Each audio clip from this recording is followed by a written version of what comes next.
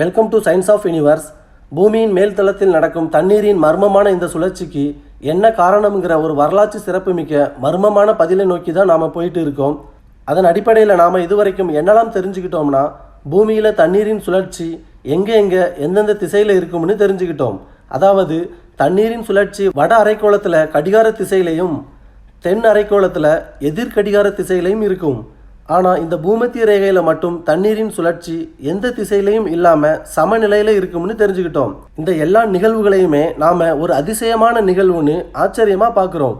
ஏன்னா இதுவரைக்கும் இதுக்கான காரணத்தை யாருமே அறிவியல் விளக்கத்தோட உறுதிப்படுத்த முடியல.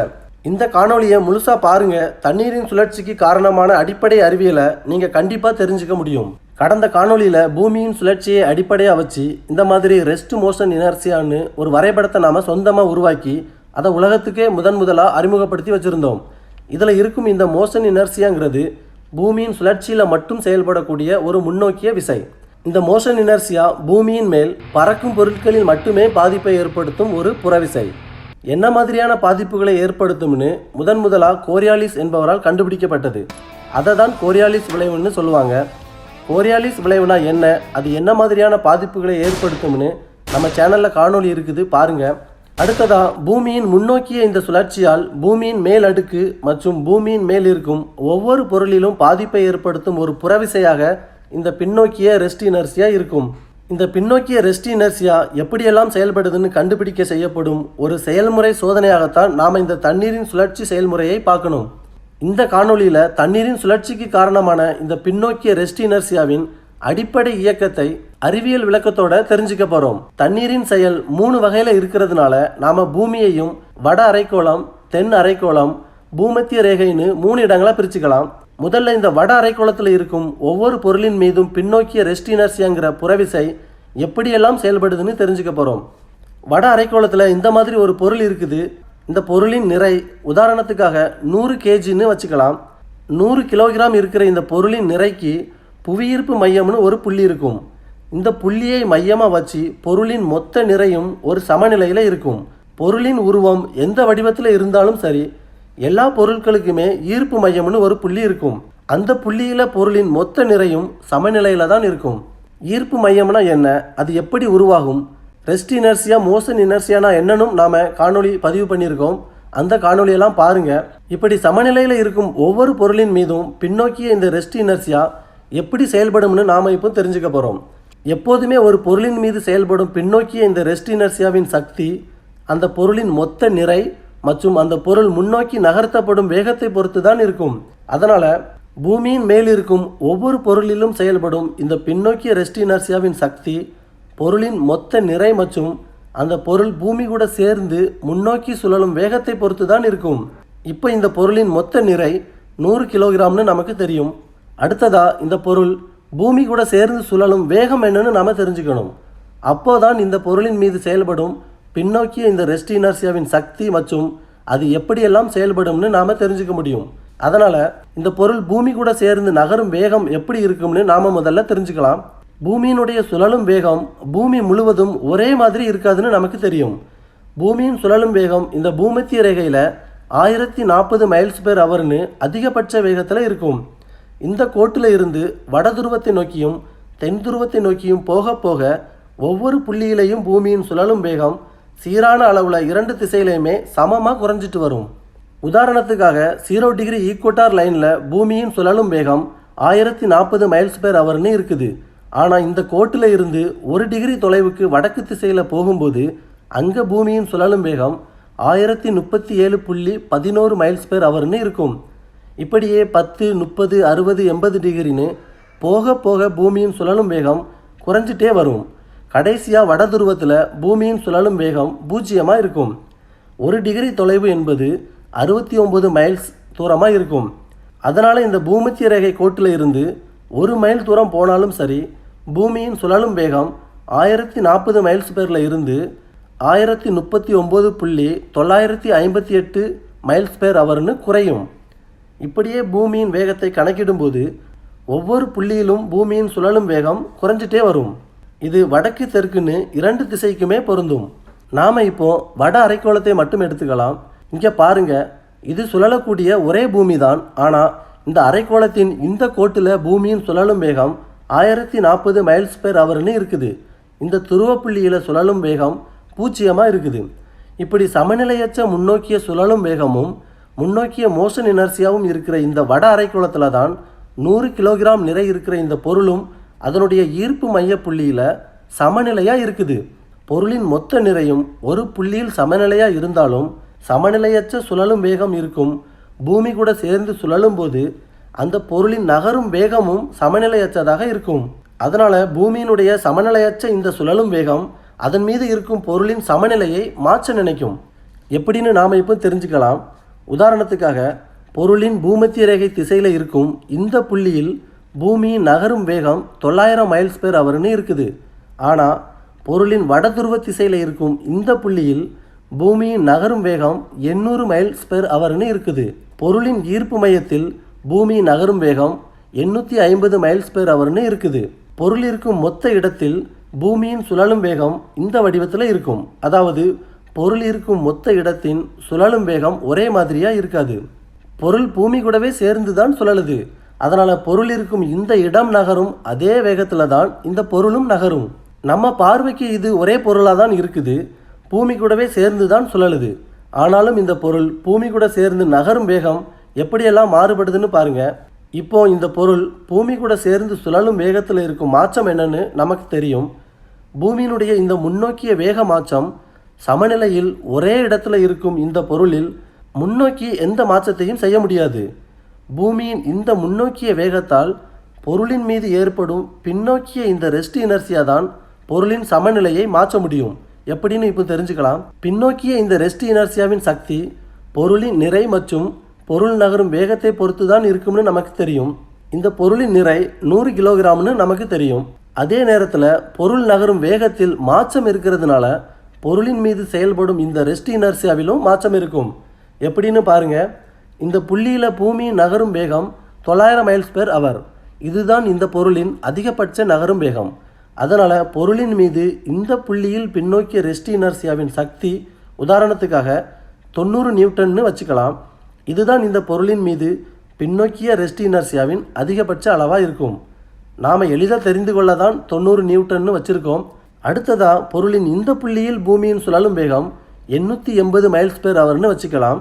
அதனால் பொருளின் மீது இந்த புள்ளியில் பின்னோக்கி செயல்படும் ரெஸ்ட் இனர்சியாவின் சக்தி 88 நியூட்டன்னு இருக்கும். அதாவது இந்த புள்ளியில் இருக்கிறத விட குறைவாக இருக்கும். இப்படியே பொருளின் மீதான பின்னோக்கிய ரெஸ்ட் இனர்சியா பூமியின் சுழலும் வேகத்துக்கு ஏற்ப ஒவ்வொரு புள்ளியிலையும் குறைஞ்சிட்டே வரும். கடைசியாக பொருளின் இந்த புள்ளியில் பூமியின் சுழலும் வேகம் குறைந்தபட்ச அளவான 800 மைல்ஸ் பெர் ஹவர்னு இருக்குது. அதனால் பொருளின் மீது இந்த புள்ளியில் செயல்படும் பின்னோக்கிய ரெஸ்ட் இனர்சியாவின் சக்தி குறைந்தபட்ச அளவில் 80 நியூட்டன்னு இருக்கும். பொருளின் மையத்தில் ரெஸ்ட் இனர்சியாவின் சக்தி சராசரியான அளவில் 85 நியூட்டன்னு இருக்கும். பொருள் வடக்கு தெற்குன்னு எந்த அரைக்கோளத்தில் இருந்தாலும் சரி, எந்த வடிவத்தில் இருந்தாலும் சரி, பொருளின் ஈர்ப்பு மையத்தில் பூமியின் சுழலும் வேகமும் இந்த இனர்சியாவும் இந்த மாதிரியான சராசரி அளவில் தான் இருக்கும். இப்போ பாருங்கள், பொருளின் மீது செயல்படும் பின்னோக்கிய ரெஸ்ட் இனர்சியா சமநிலையற்றதாக இருக்குது. அதாவது பொருளின் ஈர்ப்பு மையத்துக்கு இந்த திசையில் அதிகமாகவும் இந்த திசையில் குறைவாகவும் இருக்குது. பொருளின் மொத்த நிறையும் அதன் ஈர்ப்பு மையத்தில் சமநிலையாக இருந்தாலும் அதன் மீது செயல்படும் பின்னோக்கிய ரெஸ்ட் இனர்சியாவின் சக்தி சமநிலையில் இல்லை. அதனால் இந்த ரெஸ்ட் இனர்சியாவின் மொத்த சக்தியும் பொருளின் சமநிலையை பாதிக்கும்.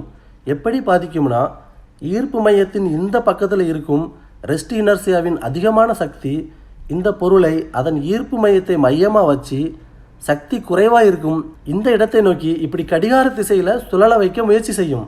பொருளின் மீதான ரெஸ்ட் இனர்சியா இப்படி பின்னோக்கி நேர்கோட்டில் செயல்பட்டாலும் ஈர்ப்பு மையத்துக்கு இரண்டு பக்கத்திலையும் இருக்கிற ரெஸ்ட் இனர்சியாவின் சக்தி வேறுபடுவதால் இனர்சியா ஒரு சுழலும் விசையாக மாறும். இந்த சுழலும் விசைக்கு நாம் பெவின் முறுக்கு விசை, அதாவது பெவின் ஸ்பைரல் ஃபோர்ஸ்னு நாம் பேர் வச்சுருக்கோம். இந்த முறுக்கு விசையால் பொருட்கள் பூமியின் மீது தானாகவே சுழலாது. ஏன்னா பொருளுக்கும் பூமியின் தரைக்கும் இடையில் உராய்வு விசை, அதாவது ஃப்ரிக்ஷன் ஃபோர்ஸ் இருக்கும். அதனால தான் துளையில்லாத எந்த பாத்திரத்திலும் தண்ணீர் தானாகவே சுழலாது. ஆனாலும் வட அரைக்கோளத்தில் இருக்கும் எல்லா பொருட்களின் மீதும் இந்த பெவின் முறுக்கு விசை எப்போதுமே கடிகார திசையில் செயல்பட்டு கொண்டே தான் இருக்கும். அதை தெரிஞ்சிக்க தான் இந்த தண்ணீரின் சுழற்சி. வட அரைக்கோளத்தில் தண்ணீரின் சுழற்சி கடிகார திசையில் தான் இருக்கும். அடுத்ததாக இந்த பொருளை அதன் நிறை மாறாமல் வட துருவத்தை நோக்கி நகர்த்தி இந்த இடத்துல வைக்கும்போது பொருளின் நிறை அதே 100 கிலோகிராமாக இருந்தாலும் பொருளின் பின்னோக்கிய மொத்த ரெஸ்ட் இனர்சியாவின் சக்தியும் குறையும். இந்த மாதிரி பாருங்க, பொருளின் நிறை அதே 100 கிலோகிராம் தான், ஆனால் பின்னோக்கிய ரெஸ்ட் இனர்சியாவின் சக்தி அதிகபட்சமாக 50 நியூட்டன், குறைந்தபட்ச அளவு 40 நியூட்டன், மையத்தில் 45 நியூட்டன்னு இருக்குது. ஏன்னா இந்த இடத்துல பொருளின் நிறை மாறாமல் இருந்தாலும் பொருள் இருக்கும் இடத்தில் பூமியின் சுழலும் வேகம் குறையுது. இதுதான் காரணம். இப்படி பொருளின் நிறை ஒரே அளவில் இருந்தாலும் பொருள் பூமியில் இருக்கும் இடத்தின் சுழலும் வேகத்தை பொறுத்து அதனுடைய மொத்த ரெஸ்ட் இனர்சியாவின் சக்தி மாறுபடும். இப்படி ரெஸ்ட் இனர்சியாவின் சக்தி குறையும் போது அந்த பொருளின் மீது செயல்படும் பெவின் முறுக்கு விசையின் சக்தியும் குறையும். அடுத்ததா முதல்ல நாம் பார்த்த இந்த இடத்துல இருக்கும் பொருளின் நிறை மட்டும் 100 கேஜில் இருந்து 200 கேஜின்னு அதிகரிக்கும் போது பொருள் இருக்கும் இடத்தின் சுழலும் வேகம் மாறாமல் இருந்தாலும் பொருளின் மொத்த நிறையின் அளவை பொறுத்து பின்னோக்கிய ரெஸ்ட் இனர்சியாவின் சக்தி மாறும். அதனால் இந்த இடத்துல பொருளின் ரெஸ்ட் இனர்சியாவின் சக்தி 180, 160, 170 நியூட்டன்னு அதிகரிக்கும். அதனால் இந்த இடத்துல பொருளின் மீது செயல்படும் பெவின் முறுக்கு விசையின் சக்தியும் அதிகமாகும். இப்படி வட அரைக்கோளத்தில் இருக்கும் பொருளின் மீதான பெவின் ஸ்பைரல் ஃபோர்ஸ் ஆனது ஒவ்வொரு பொருளின் நிறை மற்றும் அந்த பொருள் பூமி கூட சேர்ந்து சுழலும் வேகத்தை பொறுத்து மாறும். ஆனால் வட அரைக்கோளத்தில் பெவின் ஸ்பைரல் ஃபோர்ஸின் சுழற்சி மட்டும் எப்போதுமே கடிகார திசையில் தான் இருக்கும். இந்த திசையில் எந்த மாற்றமும் இருக்காது. அடுத்ததாக தென் அரைக்கோளத்தில் எல்லாமே வட அரைக்கோளத்தில் நடந்த மாதிரி தான் நடக்கும். ஆனால் எல்லாமே இப்படி எதிர் திசையில் இருக்கும். இதை ஆங்கிலத்தில் மிரர் பொசிஷன்னு சொல்லுவாங்க. இதில் முக்கியமாக நாம் தெரிஞ்சுக்க வேண்டியது, வட அரைக்கோளத்தில் பெவின் முறுக்கு விசை கடிகார திசையில் இருக்கும், தென் அரைக்கோளத்தில் பெவின் முறுக்கு விசை எதிர் கடிகார திசையில் இருக்கும். இந்த படத்தை பார்த்தாலே உங்களுக்கு தெரியும். அதனால தான் தென் அரைக்கோளத்தில் தண்ணீரின் சுழற்சி எதிர் கடிகார திசையில் இருக்கும். அடுத்ததாக இந்த பூமத்திய ரேகையில் இருக்கும் பொருளின் மீது ரெஸ்ட் இனர்சியாவின் இயக்கம் எப்படி இருக்குன்னு இப்போ தெரிஞ்சுக்கலாம். பொருளின் ஈர்ப்பு மையம் சரியாக பூமத்திய ரேகை கோட்டின் மீது இருக்கணும். இந்த மாதிரி இப்படி இருக்கும் பொருளை தான் நாம் பூமத்திய ரேகையில் இருக்கும் பொருளாக கருத முடியும். பொருளின் ஈர்ப்பு மையம் வட அல்லது தென் அரைக்கோளத்தில் ஏதாவது ஒரு திசையில் விலகி இருந்தாலும் அந்த பொருள் பூமத்திய ரேகையில் இருக்கும் பொருளாக கருத முடியாது. ஈர்ப்பு மையம் எந்த திசையில் இருக்குதோ அந்த அரைக்கோளத்தில் இருக்கும் பொருளாக தான் கருதப்படும். இது வட அரைக்கோளத்தில் இருக்கும் பொருளாக தான் கருதப்படும். இது தென் அரைக்கோளத்தில் இருக்கும் பொருளாக தான் கருதப்படும். பொருளின் ஈர்ப்பு மையம் இப்படி சரியாக பூமத்திய ரேகையில் இருக்கும்போது அந்த பொருளின் மொத்த நிறையில் சரிபாதி வட அரைக்கோளத்திலையும் மீதி சரிபாதி தென் அரைக்கோளத்திலையும் தான் இருக்கும். இப்போ இந்த மொத்த பொருளின் நிறையும் பூமத்திய ரேகை கோட்டில் சமநிலையில் இருக்கும். இப்போ பொருளின் ஈர்ப்பு மையம் இருக்கிற இந்த பூமத்திய ரேகை கோட்டில் தான் பூமியின் சுழலும் வேகம் 1040 மைல்ஸ் பெர் ஹவர்னு அதிகபட்சமாக இருக்கும். வட அரைக்கோளத்தில் இருக்கும் பொருளின் இந்த புள்ளியில் பூமியின் சுழலும் வேகம் உதாரணத்துக்கு 950 மைல்ஸ் பெர் ஹவர்னு இருக்கும். இதே 950 மைல்ஸ் பெர் ஹவர் வேகம்தான் தென் அரைக்கோளத்தின் இந்த இடத்துலையும் இருக்கும். இப்போ பாருங்க, பொருளின் மையத்தில் பூமியின் சுழலும் வேகம் அதிகபட்ச அளவில் இருக்குது.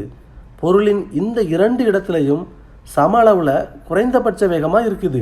அதனால் இந்த பொருளின் மையத்தில் பின்னோக்கிய ரெஸ்ட் இனர்சியா உதாரணத்துக்காக 150 நியூட்டன்னு அதிகபட்ச அளவில் இருக்கும். வடக்கிலும் தெற்கிலும் இருக்கும் பொருளின் இந்த 2 புள்ளிகளையும் ரெஸ்ட் இனர்சியாவின் சக்தி சம அளவில் 95 நியூட்டன்னு குறைந்தபட்ச அளவில் இருக்கும். பூமத்திய ரேகையில் இருக்கும் பொருளின் மீதான இந்த ரெஸ்ட் இனர்சியாவின் மொத்த வடிவமுமே ஒரு சமநிலையை உருவாக்கும் வடிவமாக இருக்கிறத நாம் பார்க்க முடியும்.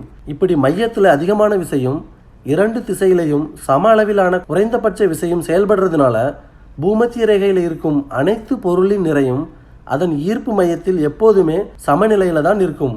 பொருளின் சமநிலையில் எந்த பாதிப்பும் ஏற்படாது. பூமத்திய ரேகையில் இருக்கும் பொருளினுடைய நிறை ஈர்ப்பு புள்ளியின் இடம் மாறாமல் அதிகமாகும் போதும் குறையும் போதும் பொருளின் மொத்த ரெஸ்ட் இனர்சியாவின் சக்தி அதிகரிக்கவும் குறையவும் செய்யும். ஆனால் பொருளின் மீதான இந்த ரெஸ்ட் இனர்சியா எப்போதுமே ஒரு சுழலும் விசையாக மாற முடியாது.